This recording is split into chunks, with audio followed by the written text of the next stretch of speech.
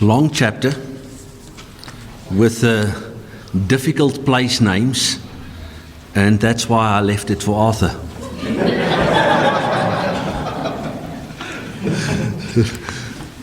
It's interesting, 58 verses, really a lot of verses.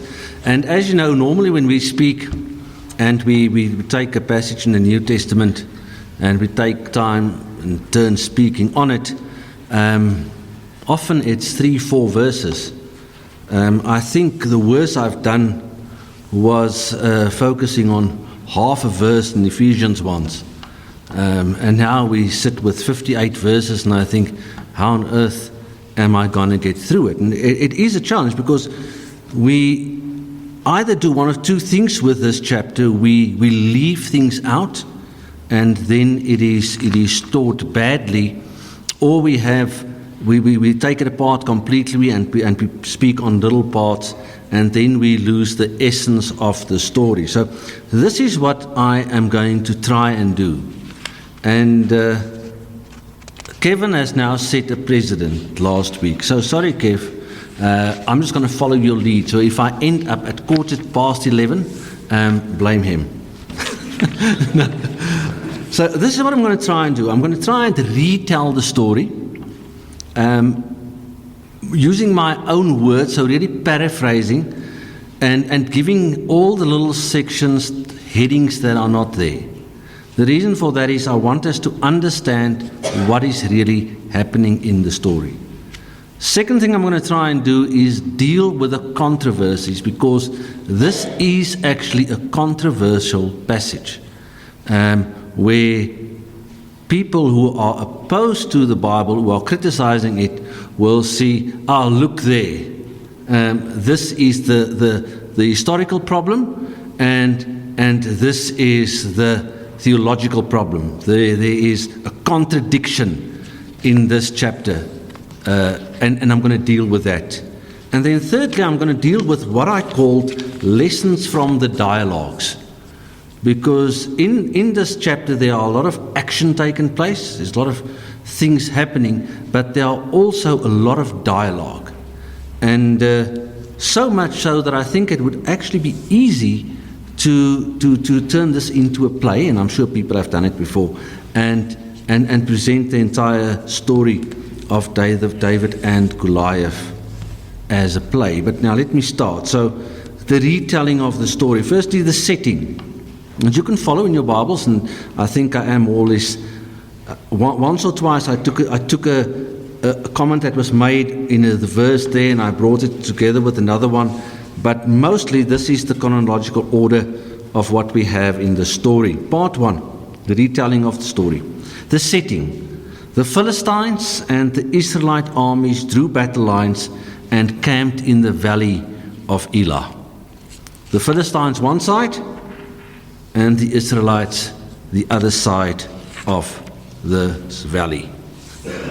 Let's just stop there, because it's interesting.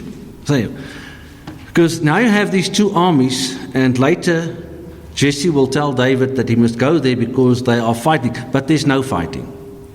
There's nothing happening. These guys are coming up every morning, and then they cry the battle cry, and then they try to stare each other down, and then Goliath comes up. And I get the idea that both armies are quite happy with this. They're happy with this. They don't have any real intention to fight. The last time we heard from the Philistines, they suffered a terrible blow. So most likely their numbers are down. They can't really take on the Israelite army. But they have to keep up the show. And so they have this warrior of theirs, this giant of a man, 3 meters, that walks forward every day and makes this challenge.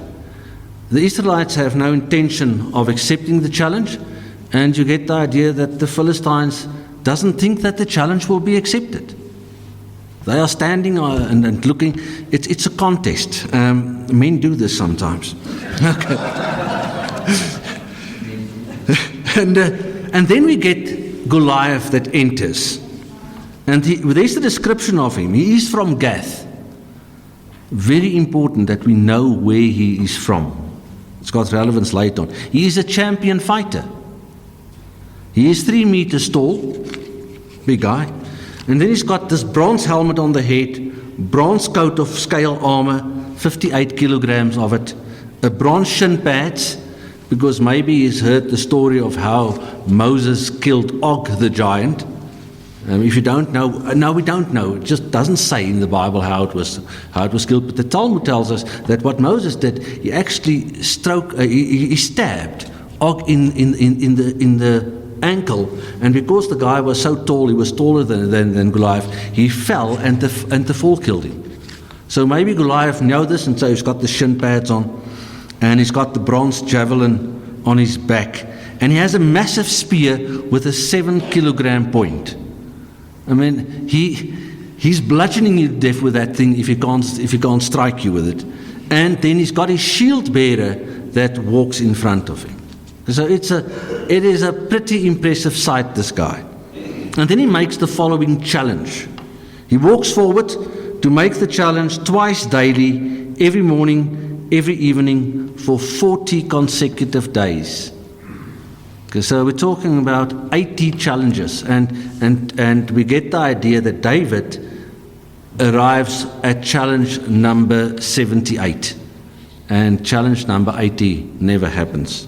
Okay, and he makes a challenge, and the challenge makes fantastic logical sense. He says, "Why have massive bloodshed? Send one man to fight me to the death. If he wins, we serve you. I win, you will serve us. Or is there not a single man among you brave enough?" And then Saul and his army's response is that they are shocked and that they are scared, because they are thinking to themselves, maybe, and I don't think this is the case, I'm going to get to that later on, but maybe they think there is just nobody who can fight this giant. And so they are scared and shocked. Then we get the description of David. And now, this is how he is described, and you will immediately realize that the description that we have in our mind of this young man is wrong. Because we think certain things when you think of David that's not here. It says he is a boy from Bethlehem in Judah. He's a young man. He is the youngest of Jesse's 8 sons. He's also a Laat Lameki. Okay. His 3 oldest brothers are serving in the Israelite army. And he, listen to what's happening here, he's going back and forth from Saul to tend his father's sheep at Bethlehem. Keep that in mind, because we need that piece of information later when I address the criticism against this chapter. He gets a mission from his father. The mission is this: go and take food to your 3 brothers and bring back, if you read it properly, really bring back some proof of life. I want to know that they are fine, and I want you to bring back something that shows me that. And this is what he is taking with him: 16 kilogram of roasted grain, and 10 loaves of bread for his brothers, and then 10 cheeses to the commander of the unit. Yesterday, because of the fact that we are going to have these water problems next week, my wife sent me to Macro. She said I must go to Macro and I must buy 5 liters of water. And I'm going to blame it on my back. But it's not really my back. The fact of the matter is, I had it in the trolley, I loaded it in the boot, I went back home, and there was no attempt to carry more than twice, 2 of them at a time. That was my attempt, and it took me a while. So David has quite a load that he is carrying. He is clearly extremely fit, because it tells us that he started early in the morning after assuring the safety at the flock. It says that about sunrise. How late would that be? 4:30 if it's in summer. 4:30 in the morning he's getting up. He leaves, and then he goes to the camp, and he's getting there in the morning. We get the idea at about 9 o'clock, and the journey is about 40 kilometers long, 40, 50. he is doing the 2 oceans in about 4.5 hours, carrying at least 45 kilograms with him. Now, if I just tell you that, does it change your picture of this young man? He's a big boy, I'm telling you, and he is strong and he is fit. Okay.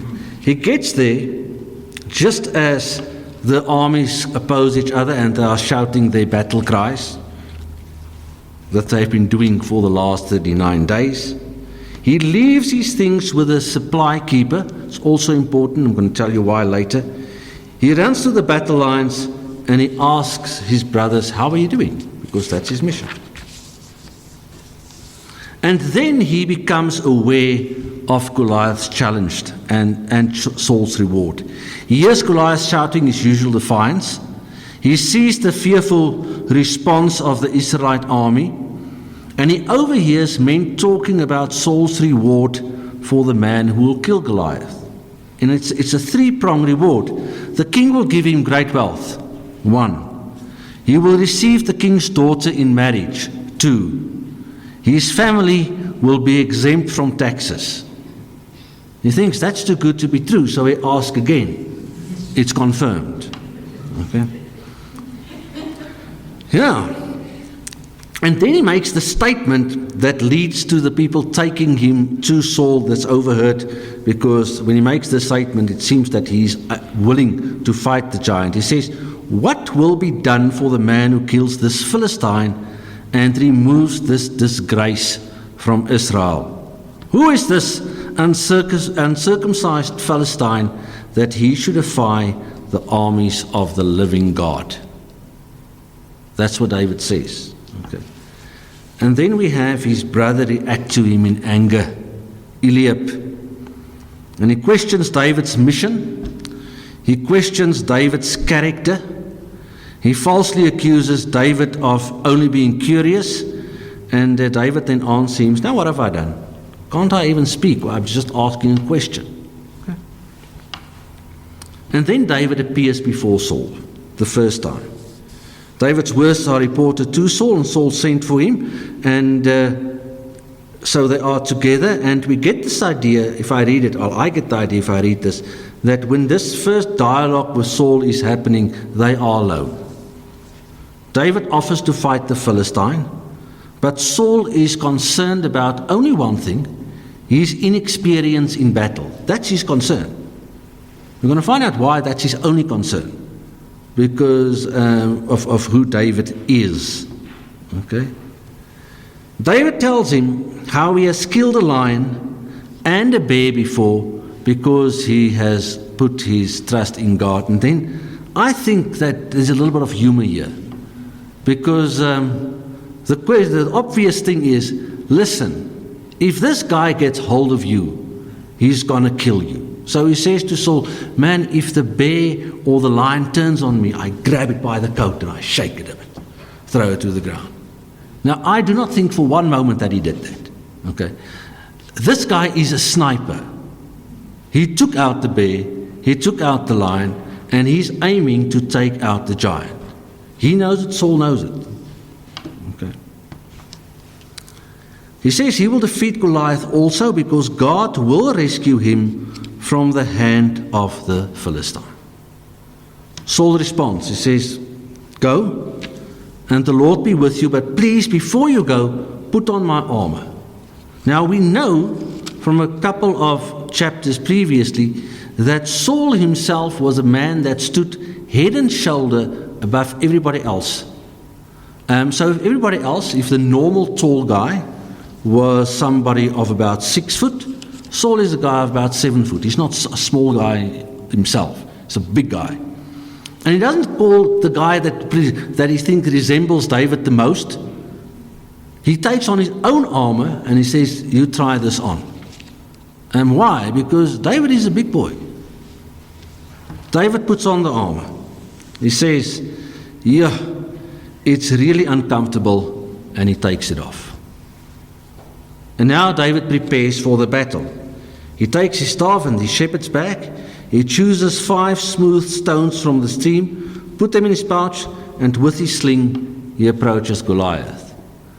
Now, wow, have I heard bad teaching on that before, as to why he took 5 stones. And some people said he took 5 because he's going to go kill Goliath and the brothers. No, man. He take 5 stones because of this thing. There's a distance between him and Goliath. He's just thinking to himself, I've got 5 shots at this guy.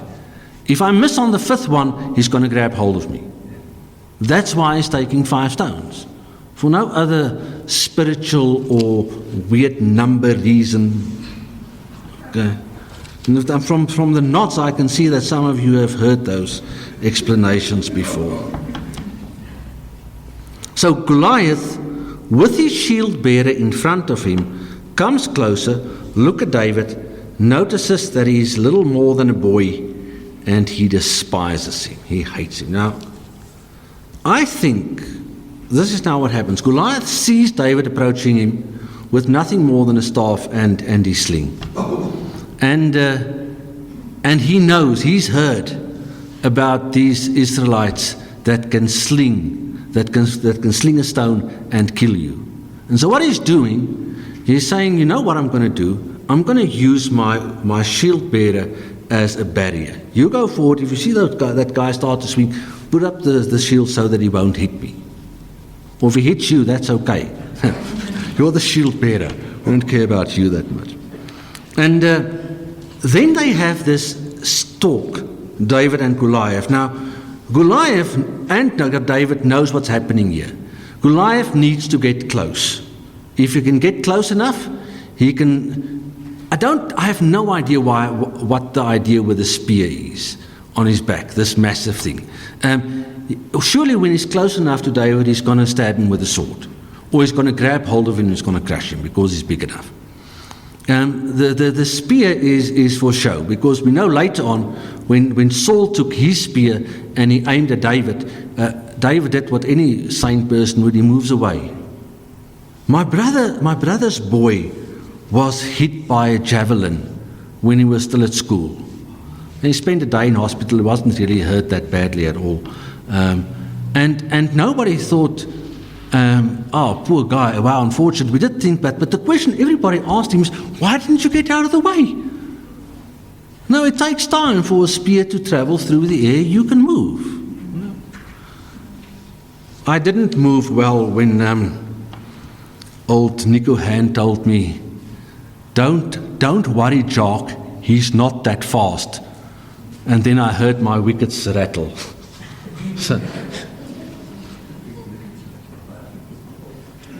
But I watched a bit of the cricket, and when those fast bowlers bowl a ball over 22 meters at 150 kilometers an hour, and he is slightly offline, he gets smashed completely.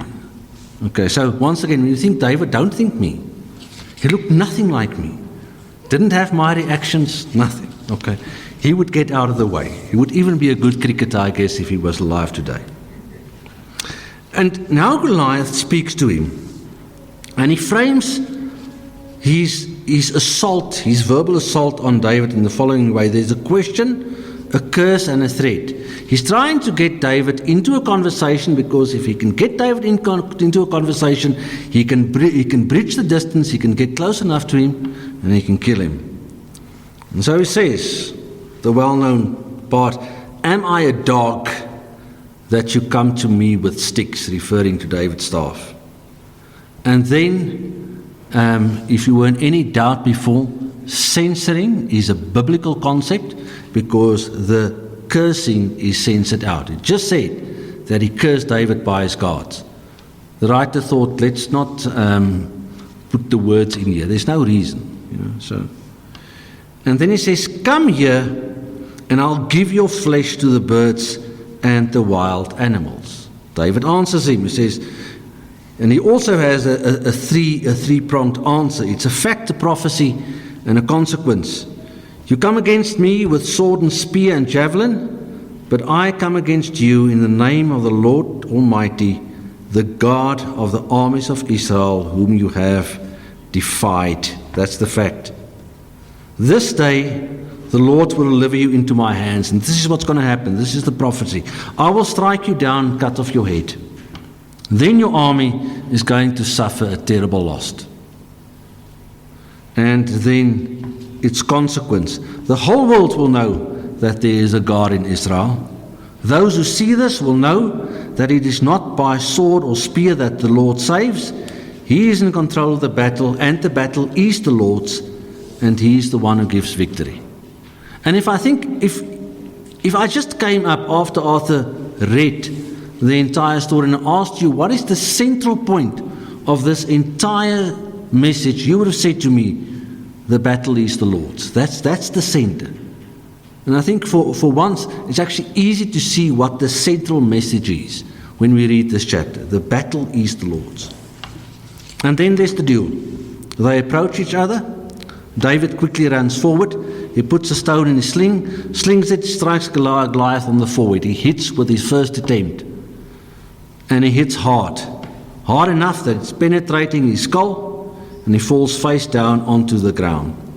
Then David runs towards him, draws this massive sword from Goliath's sheath, and he beheads him.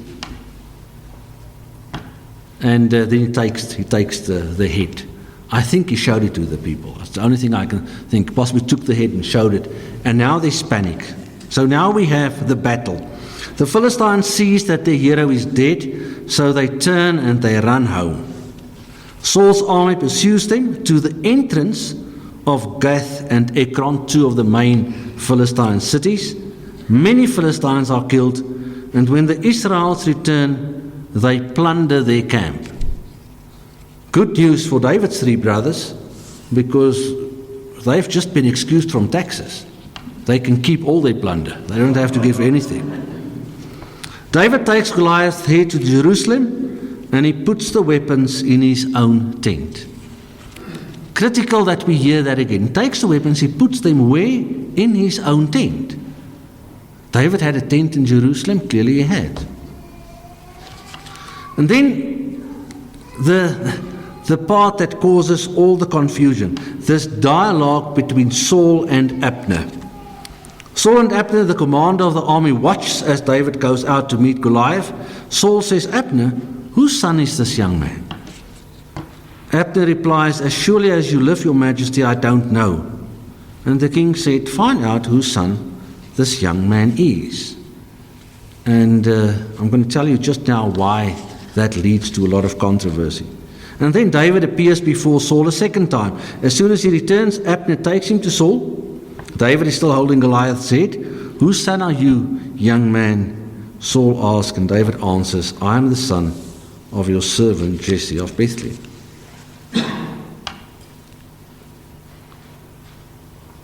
So now next time, if you tell the story to your children or grandchildren, you have an outline. You know exactly what happened, and you can tell the story with a lot more confidence. Now here are the two challenges that the critics level against this chapter. It says, the mentioning of a giant indicates that this story is nothing more than a myth. In all other Greek mythology we hear about giants, this is just another giant story, typical of myths from the time. Well, firstly, there are other biblical evidence for giants. Giants are mentioned in other places in the Bible, actually about 18 times, by the way. But I'm going to give you 3. The Nephilim of Genesis 6:4, the Anakites, who were a race of giants, mentioned many times, and then the Rephaim, of which Og, king of Bashan, was the last survivor. So, secondly, giants were known from Israel's recent history at the time. Numbers 13:33, the returning spies reported seeing giants in the promised land. Deuteronomy 3:11, we're back to Og, the king of Bashan. Now he had a bedstead that was 4 by 1 by 1.8 meter. So it was fit for a 4-meter giant. Og was considerably bigger than Goliath. And then Joshua tells us in Joshua 11:22 that Anakites survived in, and I told you it's important, 3 places: Gaza, Gath, and Ashdod. Now you remember where Goliath was from. Well, the Anakites survived there. When the Israelites took possession of the land, they were not able to kill all the giants. And so there are a couple left in this Philistine city. Thirdly, Goliath was not the first or the last giant killed by an Israelite. According to the Talmud, Og was killed by Moses, by this striking him on the foot, and he fell to death. Then, and now I also have to struggle with the names because I actually put them down. Ishbi Bunab, who later tried to assassinate David, was killed by Abishai, son of Zeruiah. So this is a little later. There's another giant. He's like an assassin.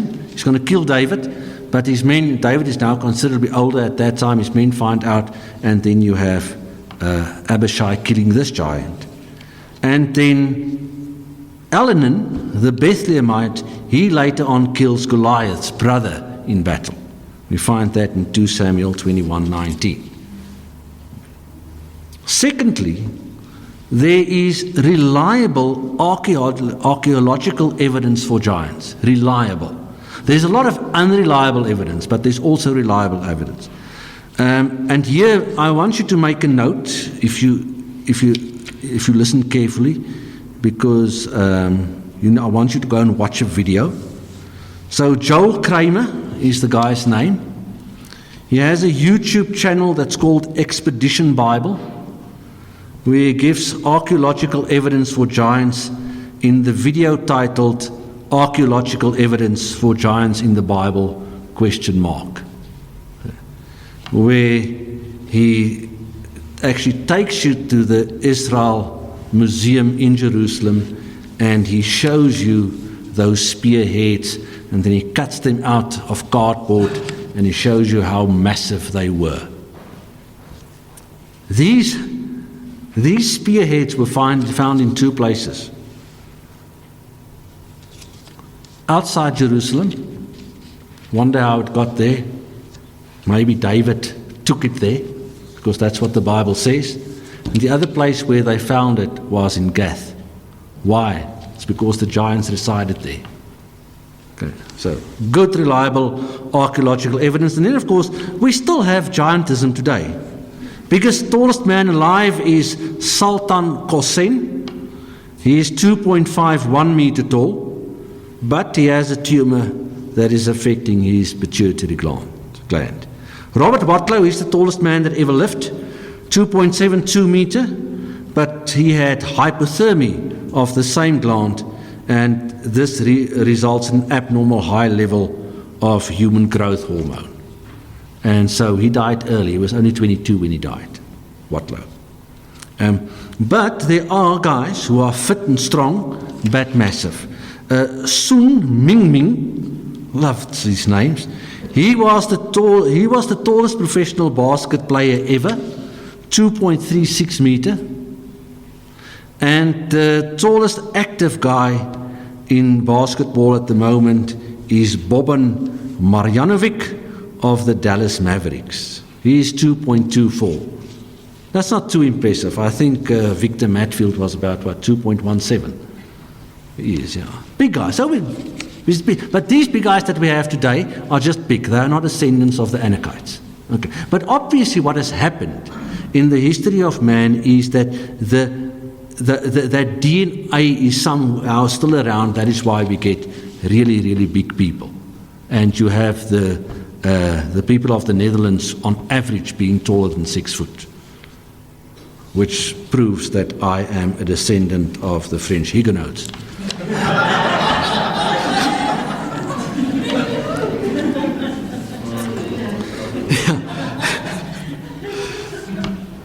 Then the second challenge is this thing of where Saul is asking Abner, whose son is this young man? And it says that this is inconsistent with the previous chapter, 1 Samuel 16, because in verses 14 to 23, David has been employed to play the lyre for Saul, And the king knew David's name, and he had been told who his father was. Now they say, it says there's a contradiction. Because in the previous chapter, Saul knew David, and now suddenly he doesn't know him. So clearly there is something wrong. And then there are really 5 different attempts being made by people to explain what is happening here, of which at least 4 are very clumsy. So the first argument is that there were 2 separate stories of how David became part of Saul's court, how he became Saul's son-in-law, and they were simply collected in this chronological order. So they're saying to us, don't worry about the history here. It was just 2 separate stories and they were both taken up. Common thing that was done in the olden days. Now, I reject that. I think it is extremely clear that it is in the correct chronological order. Because why else would David be moving between Saul and watching his father's flock if he wasn't doing something for Saul already, if he wasn't known? And why on earth would this young boy have a dwelling place in Jerusalem if he wasn't in Saul's service? It is in the correct chronological order. Second one, and this one, because of you, I could almost believe it. I'll tell you why. It says that Middle Eastern boys, they change so quickly in appearance as they go through puberty that Saul just didn't recognize him. I didn't recognize you when you came with your dad a couple of months ago, and I thought, oh no, gee, it's you. So some boys does change quickly, but not this quickly. Not so quickly that yesterday you were still moving between, or a month ago you're still moving between the 2 areas, now suddenly he doesn't recognize you. I don't think that happened at all. Third argument is that Saul's mind was so far gone at this stage that we just can't trust anything that he says at this point. I think that's also completely wrong. It's clear when we read the story of Saul that, yes, he was losing his mind. It says that God sent him an evil spirit to torment him when he was rejected. But it's clear that he had times when he was of perfect mind. And in this story, he is of perfect mind. So I don't think that we can blame it on his psychology. The other argument, and that's in line with the first one and can be rejected for the same reason, those two stories were actually recorded in the wrong order. It should have been the other way around. But that also doesn't explain why he has a tent in Jerusalem and why he's going back and forth. Fifth reason is they say Saul knew David was, but you had to confirm it in public. Okay, so that makes sense to me. Because if a leader of a country is going to lose his mind, I bet you that they will keep it secret. Some of you are now thinking that they are doing it as I'm speaking. Okay. But they will keep it secret. They're not going to go and tell everybody, oh, you know what, the king is losing his mind. That's very bad for morale. Okay, so I think that whole incident that happened in the previous chapter, where David is now playing the lyre for Saul, and he gets calm every time, was kept secret. I do think, and I will tell you later, I do think that Abner, as part of the inner circle, did know. He knew. But for the people outside, they don't know. And so now they have to, because Saul has now said, I'm going to do these 3 things for the person who kills the giant. In public, he has to inquire, and Abner has to present him, and he has to say, whose son are you? It's a legality happening here. The same thing happens in our courts. If I go to court, and everybody knows exactly what... You think Jacob Zuma went to court, and there was somebody there who didn't know him. Everybody knows who he is. Yet, when he has to appear, they will say, state your name for the record. State his name for the record. It's just the way legal processes work. And that is why we have this thing that is said to be inconsistent, that is not an inconsistency at all. Part 3 of the lessons from the dialogue. First dialogue is this dialogue between Eliab and David. This is what he says. He says, "Why have you come down here? And with whom did you leave those sheep in the wilderness? I know how conceited you are and how wicked your heart is. You came down only to watch the battle." Sad that I can identify with Eliab as easy as I do, honestly. David comes and he's speaking to the people. He wants to know what's happening. He's hearing about the reward, and they answer him. And suddenly Eliab is burning with anger. I'll tell you why. This is what Eliab is hearing from David. Not what David says, but what he is hearing.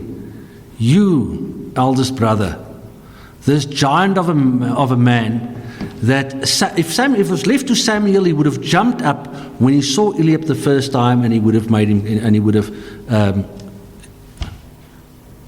him king, crowned him as king, with the ointment. But he didn't, because God stopped him from doing it. And so with Eliab, here's this: you had 78 opportunities to step up and fight this giant, and 78 times you have failed. That's not what David says, but I think that Eliab at this point feels so guilty that he's never stepped up, that he just attacks David immediately. Now, what do we learn from that? One, when we are attacked by people, specifically in ministry, understand that the problem might be theirs and not ours. Also, don't be surprised if you are convicted by the Holy Spirit when you have not done what you have been prompted to do. That's two things I think we can take away from the first dialogue. David says, "What I have done cannot even speak." Then we have the second dialogue, the dialogue between David and Saul. And I think maybe I've missed this before. What I see in this dialogue is just how much these two men actually cared for each other. I think that David, while he was in Saul's service, remember he had two jobs for Saul. He was supposed to play the lyre every time that Saul got upset and was tormented by the evil spirit. And the second thing that he did for Saul, he was actually one of Saul's armor bearers. And I think a relationship between the two men had developed. We are told that Jesse was very old at this time. And so Jesse, I don't think, had the type of relationship with David that a younger father would be able to have. I have a little bit of experience from that. My dad was 51 when I was born. And he played some decent rugby in his day. There was a level just like between club and provincial rugby at the time. There wasn't, the Falcons didn't exist, but if they existed, he would have played for them. That's what I'm saying. So there was the East Rand that fed into the old Transvaal at the time. My dad played decent rugby. He was clearly a very good athlete. He was a good cricketer. But those are just things that I know of him. I never experienced my dad as a physical guy. He told me that he would travel to work on his bicycle when he was in his 20s from Brakbrand to Grootvlei Mine. I didn't realize that it's 60 kilometers. Yeah. We'd go at the beginning of the week and came back at the end of the week. So I didn't do it every day. But it was long distance. But that's not the dad I knew. My dad was an old man, almost from the start. And I think this is with the case with David. Jesse is coming from a fantastic family, remember. I mean, this is the family of Ruth and Boaz. There's no small family in Israel. And but he's old. He's old now. And now you have the older brother who is supposed to step up as leader of the clan. He looks the part. He talks the part. But he is rejected as king just as much as Saul was rejected as king because he doesn't have the character that God desires. And I think, therefore, when Saul meets David and David meets Saul, David becomes like a son to Saul. And he also becomes a very good friend of Jonathan, we know later. So I'm going to read the dialogue again. Now I'm going to try and emphasize it the way I think it more or less happened. So David says to Saul, "Let no one lose heart on account of this Philistine. Your servant will go and fight him." Saul replies, "You are not able to go out against him. This Philistine, you cannot fight him. You are only a young man, and he has been a warrior from his youth. Your servant has been keeping his father's sheep. When lion or bear came and carried off the sheep from the flock, I went after it, struck it, and rescued the sheep from its mouth. When it turned on me, I seized it, shook it by the hair, and killed it. Your servant has killed both the lion and the bear. This uncircumcised Philistine will be like one of them, because he has defied the armies of the living God. The Lord who rescued me from the paw of the lion and the paw of the bear will rescue me from the hand of this Philistine. Go, and may the Lord be with you. Put on my coat of armor first, please.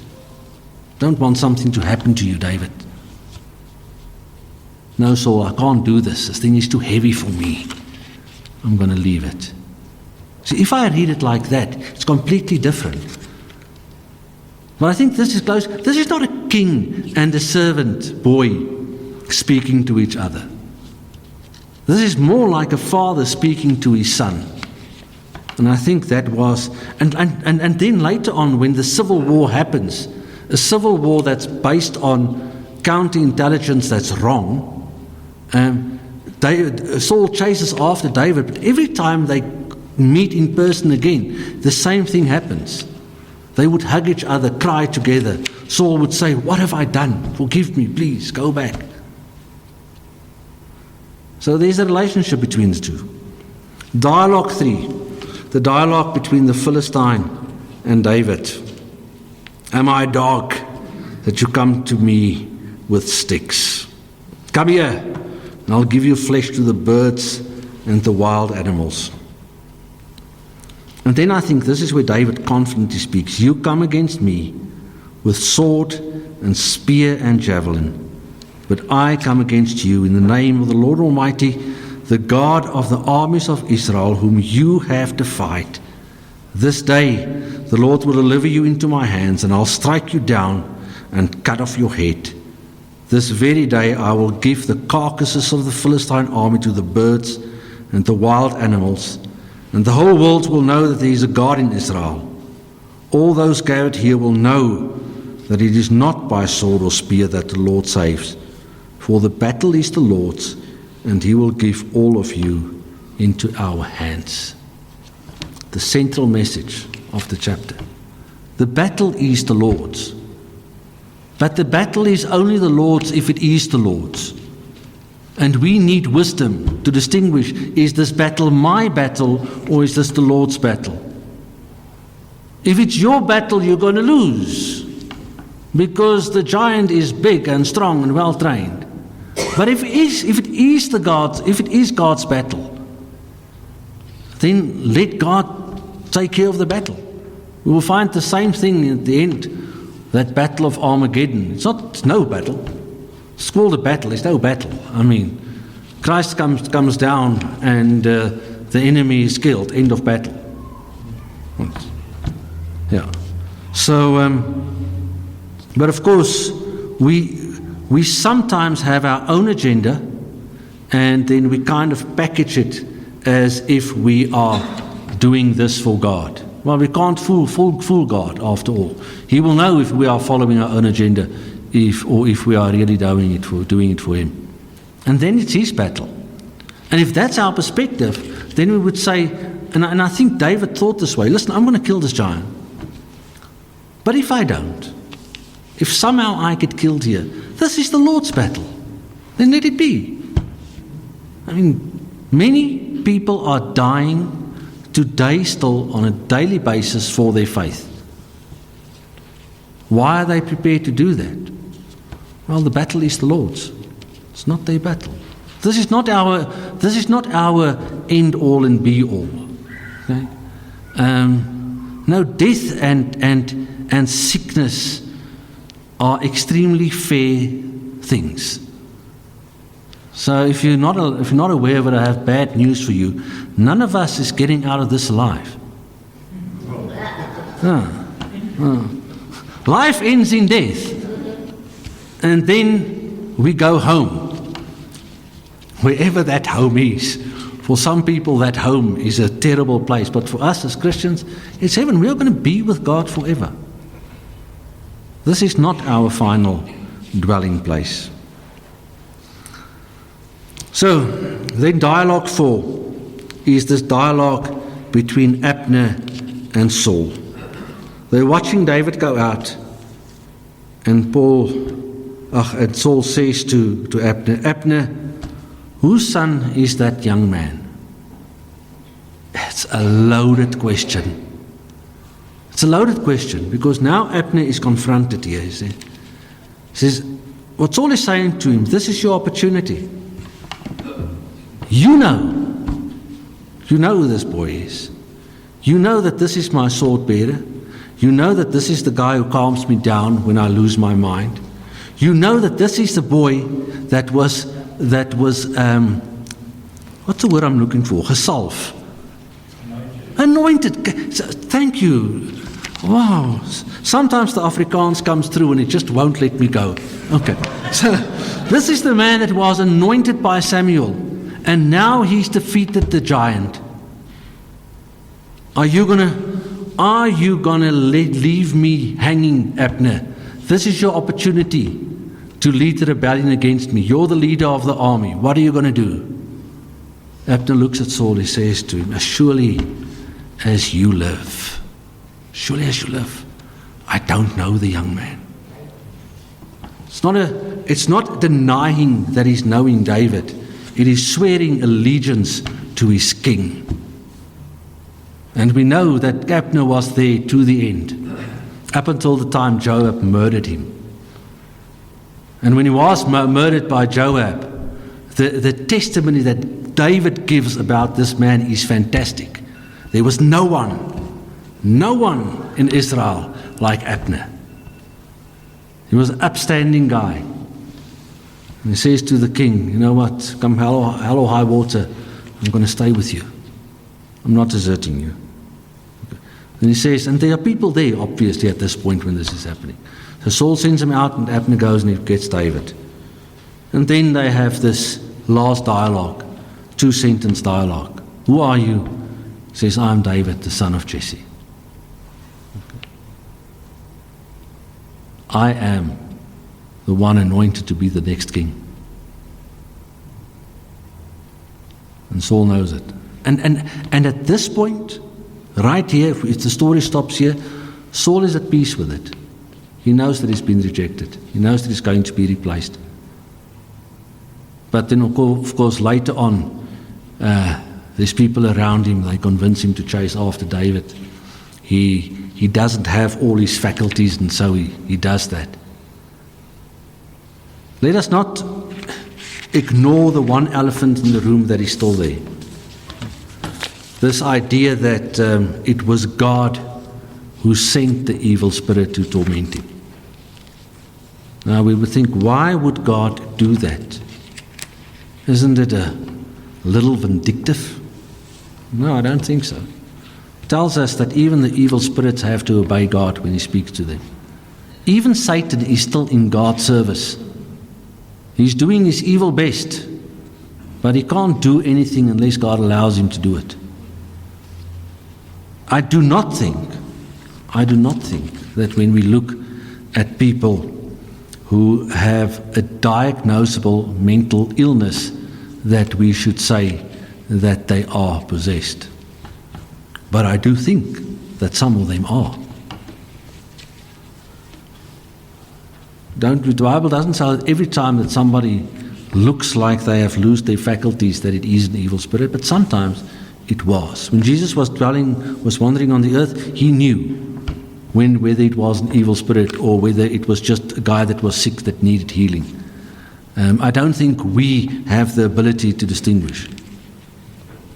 But I don't think we should be fools to say that there are no evil spirits at work anymore. I think with the crowd that Kit works with, those guys know that there are evil spirits because they experience it on a day-to-day basis. But even if it is, God is still in perfect control. And if we are really committed to Him and fulfilling the mission, doing the task that He gave us to do, we have nothing to fear, because then indeed the battle is the Lord's. Let me close for us in prayer. Lord, thank you that you have given us this story, Lord.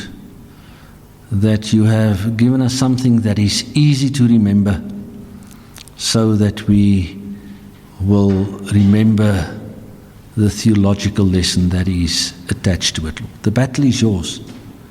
And as we face opposition, even if it is opposition from governments, opposition from lobbying bodies, opposition from what they call theological feminists, or people that are just out to serve their own agenda, Lord, we rest in the fact that we serve you and that the battle is yours.